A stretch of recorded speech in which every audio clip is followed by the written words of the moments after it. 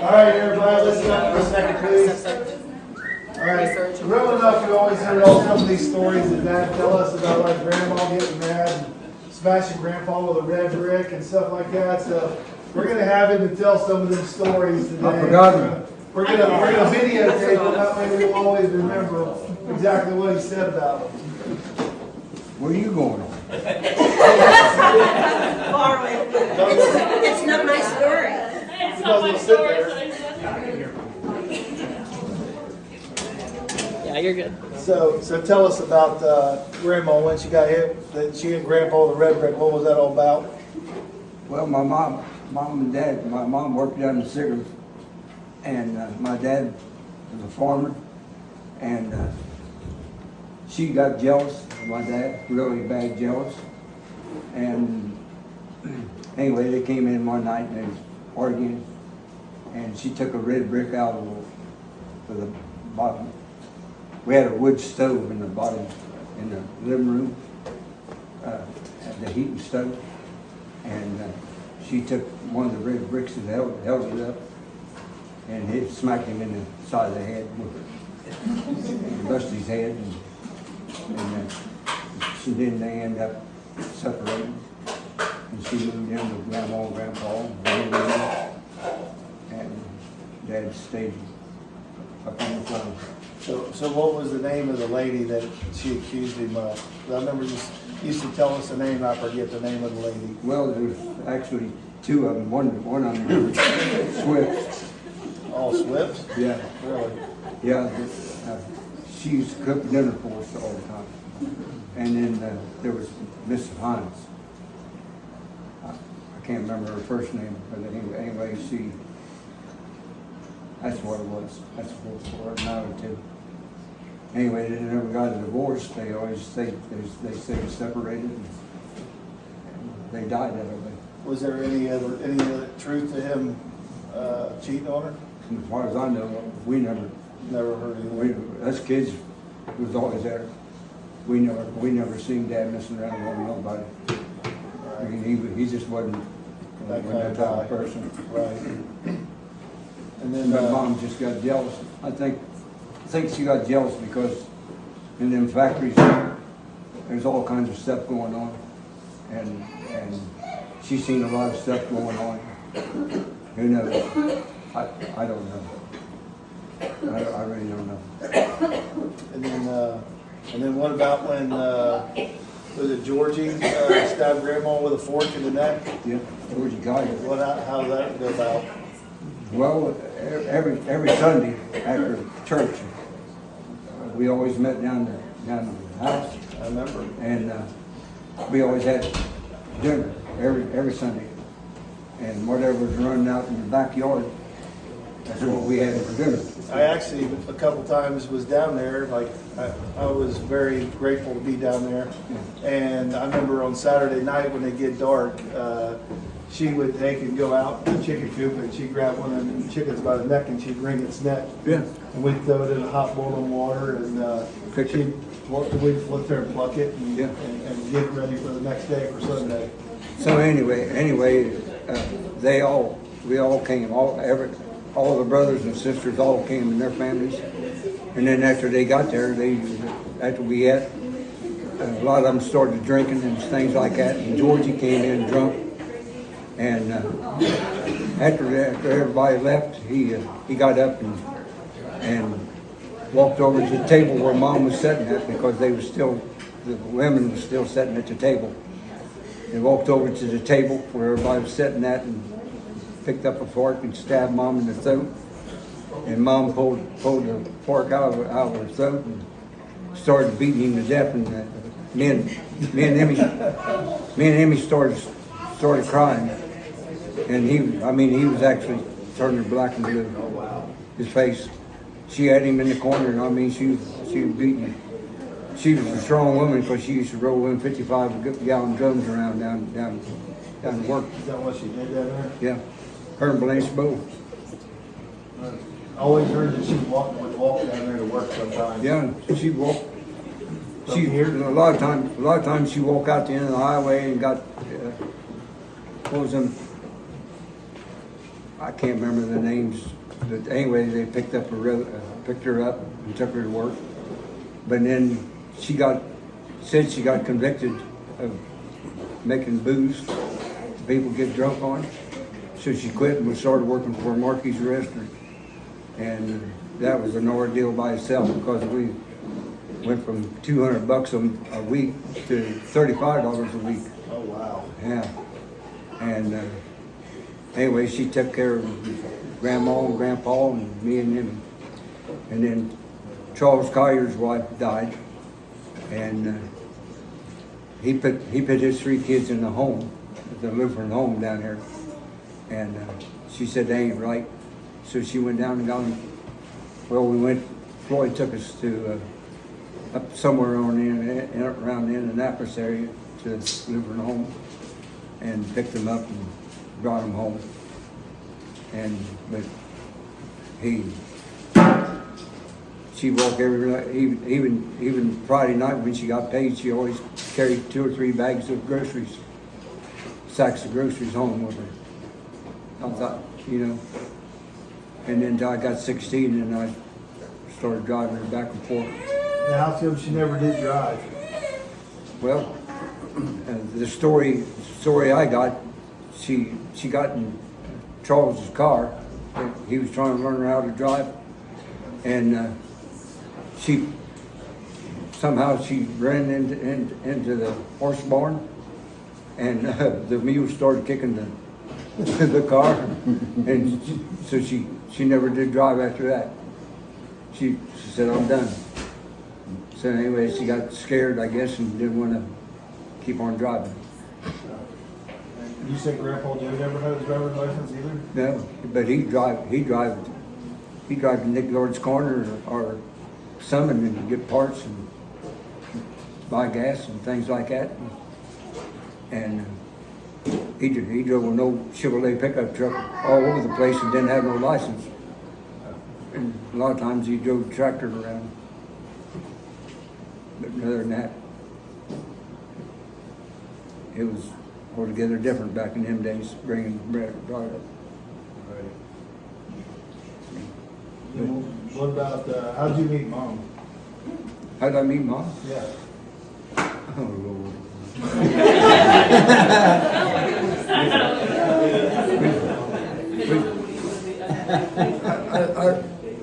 Me and a couple other boys started drinking, and we got up to Crossroads. And Crossroads back in and Winter Gardens, or whatever you want to call it.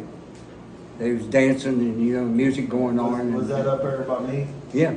Matter of fact, that old yellow house there on the corner, that beer tavern, still standing. Yeah. That's where I met her at. We was in there drinking one night, and her and a couple other girls came in, and so anyway, I went over to Connie Cars, her friend, and said, "You want to go on a date?" And she said, "Well, I'm dating her brother." I said, "So what's the deal with that?" So we went out on a date. Went to Osgood. I dropped her off, and the next night she called me and said, "Well, I got a friend. We'll go out with you." And that was Mom. So we was going down the road, and Connie Cars was in the front seat with me, and then she said she was going with Bobby, and I said, "Well," I looked back there at Mom. I said, "You want to come up here with me?" And Connie go back there because we was in the bucket seats. She flew up there. She jumped over that seat like water. So anyway, It sounds like we're hearing one side of the story. So, It sounded like that. so that was we was inseparable from then on. As a matter of fact, when we didn't go pick her up, she walked the railroad tracks down to Moores Hill. Wow. Yeah. Now, did you ever stab her with a fork? I'm afraid to. I'm getting too old. And then when you guys got married, where did you guys stay for your honeymoon at? Green tea, wasn't it, Mom? The green tea, $7. Cost $7 at the green tea for the night. And I didn't have a dime in my name. And we got married in the church, and we had a little program to go in the church. And the church caught on fire and burnt, and they cleaned the basement out. And me and Mom got married in the basement of a burned out church. Really? Yeah. Wow. Down Southern Baptist Church down in Lawrenceburg. Wow. And then when we went over to Best Buy, I think it was Best Buy or something like that, my sister worked over there, Vivian, Yeah. and she took a picture. That's how we got a That's how you picture. got that picture? That's how we got that picture. Really? Vivian said, we need to take a picture. And I kept saying, no, we don't. And she said, yeah, you do. So that's how I got that picture of me and Mom when we got married. Yeah. And rather than that, Where was the honeymoon place at? green tea over on 50 and 101. That's what I thought. Right on the corner there. It's still there. I still got the receipt. $7. You have $7. I had $7 and that was it. The next morning, I had to take a tractor and plow out because we got a real bad snow. Had to plow out at the end of the lane. Got out the end of the lane and opened the mailbox up, and there was my my check from tax Oh, check. wow. $20. He's rich again. Living on love. I was rich for another night.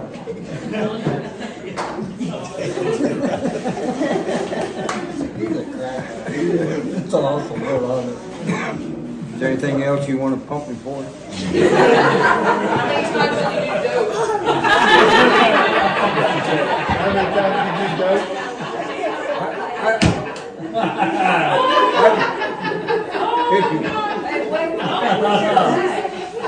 If you call it Canadian Club joke, that's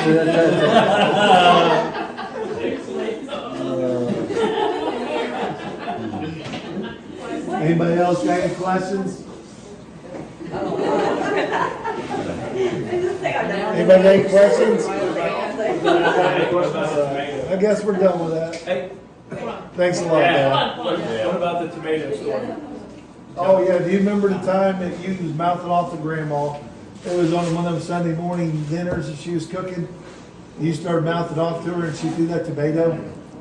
You missed your head by about that much. I don't remember that. Missed your head by that much. That traumatized me as a kid. I remember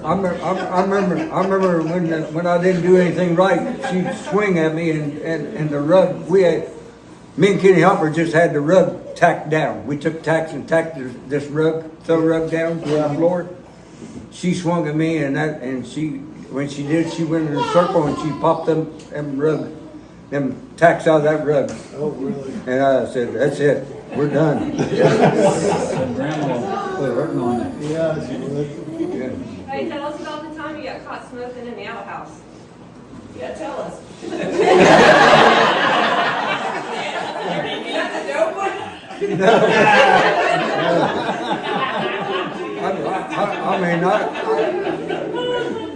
I didn't get actually caught. The smoke was just rolling out of it. And she saw it? Yeah. Well, What'd you do? who made you eat your cigarette? No, I don't know about eating one, but she. Anyway, before that, How old were you when you started smoking? oh Lord, probably second grade. Billy. The right age of 7. Billy Holt. Billy Holt, the guy, one of the guys I used to run around with, he brought a cigarette and a pack of matches, and we took a break. And down to Manchester, they had a mound system down there. And we went behind that mound, and he left a cigarette, and he started smoking it. And he said, "Here, you want a drag?" And I said, "No."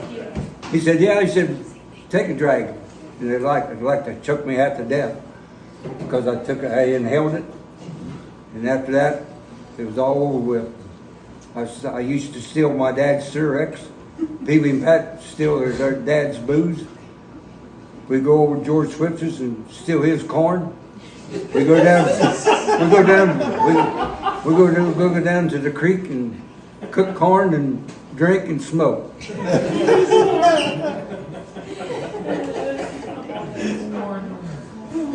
What made But- you change your life? The Lord. I was going to a party one night. Me and Mom was out in what's the name of that road? Texas gas. Texas Gas Road. Anyway, Bill and Sylvia Palmer lived out there. For some reason, I stopped at Emmy and Johnny's, and Emmy and Johnny showed me John 3:16. That God so loved the world that He gave His only begotten Son, who whosoever believe in Him should not perish, but have everlasting life. And he said, "You believe in that?" And I said, "Yeah." He said, "Well, that's all it takes." And I said, "Okay." So Emmy done the same thing to Mom. We got out to Texas Gas Road. Further out to Texas Gas Road, there was something coming over me, and like saying, "You keep on going the same way you're going, I'm done." Well, I got out to Texas Gas Road, and that was back in the olden days when they had a wagon wheel out there and they had about 7 mailboxes there. The guy came through there and ran off the side of the road and hit the mailbox, and the lid came in, hit him in the temple and killed him. And he said, "See there, that could be you." I turned around that night and I went back to Johnny's and I said, "Show me how to be saved." He said, he read John 3:16 to me again. He said, "And I can't save you." He says, "It's between you and the Lord. It's personal." Well, about 10:30, 11 o'clock at night, I got beside my bed and asked the Lord to save me. That was then. Maybe on a Tuesday night. Wednesday night, I went to Pentown, went to church. As soon as I got to church, I went forward and made a public confession of faith. Thursday night, my cousin Gary Collier came over. The first thing came out of his mouth, he said, "Let's go to the tavern," because we went down to the tavern and got a fish sandwich and a beer, a couple of beers, or more. And then we got, the further down there I got, the more scared I got. I got really under conviction. And so anyway, I looked at him and I said, "Gary," I said, "I'm not going in." So I got down to down there, and I didn't go in. Gary did. We sat there for a long time, and pretty soon he came back out and he had a 6-pack. And he says, "Open me up one." And I opened him one up, and he says, "Ain't you going to drink with me?" And I said, "No, I got saved, Gary."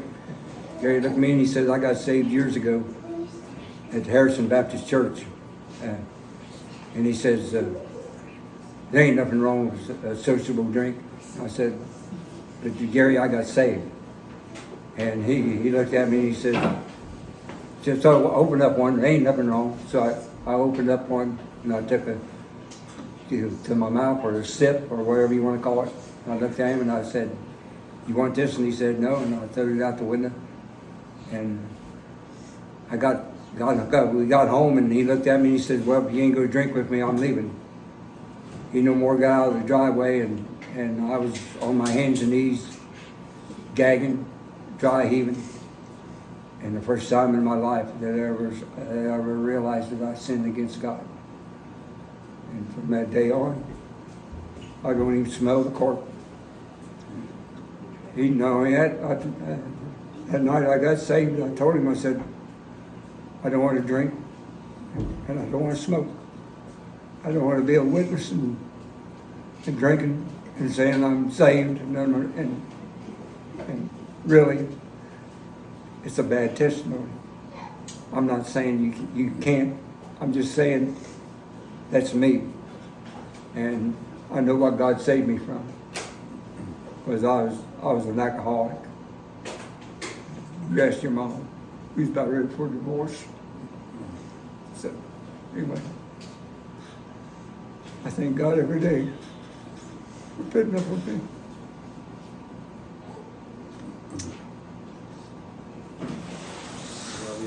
Love you too. Love all you kids. times have you rolled your car?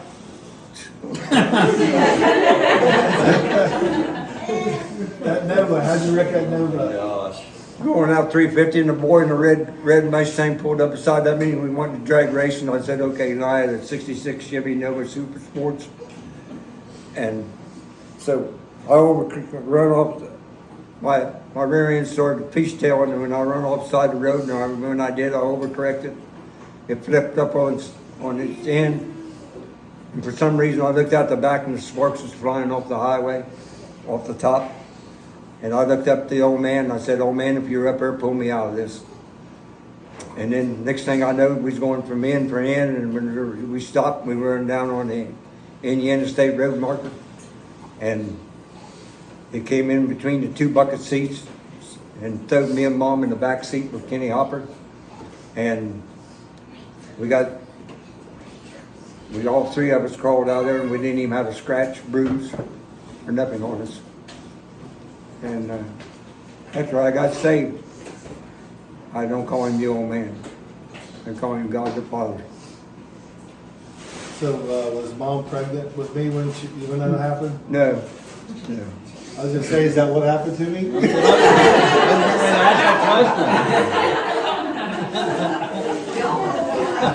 Rattle rim rope. How did we get loose? So anyway, Oh, gosh. Tell us about some of the trouble you got in with your buddy Kenny. about what? Some trouble you got into with Kenny Hopper. I didn't hear you. Some trouble you got Any trouble into you Kenny got Hopper. into with Kenny? Oh, Kenny Hopper? Yeah. Which time? One time he came over and he couldn't get in because we got drunk that night and he couldn't get in, so he busted the window out of the door down there, one of them little windows. And mom really got excited. I bet. Yeah, because that's back in them days. $2 or $1.25 was highway money Right. for people. But anyway, I got in a lot of trouble with him, or he got in a lot of trouble with me. I mean, one night we thought we just built a barbed wire fence because I had about 7 or 8 cows and about 15 head of sheep, and we just got done building a barbed wire fence, and we thought we heard something down there on the other side of the wagon house. He went running down through there and he bopped every one of that. He hit that barbed wire fence and he had 3 strings of barbed wire across his guts. Oh, And he popped it. As a matter of fact, we had to rebuild it. He hit it so hard. But anyway, I don't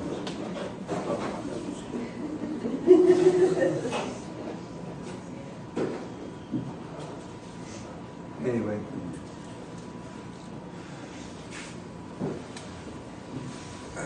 thanks for telling us some stories.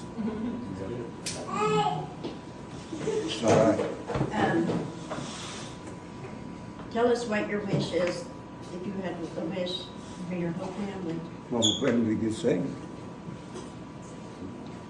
I don't want to see none of them dying go to hell, Mom. There's no way.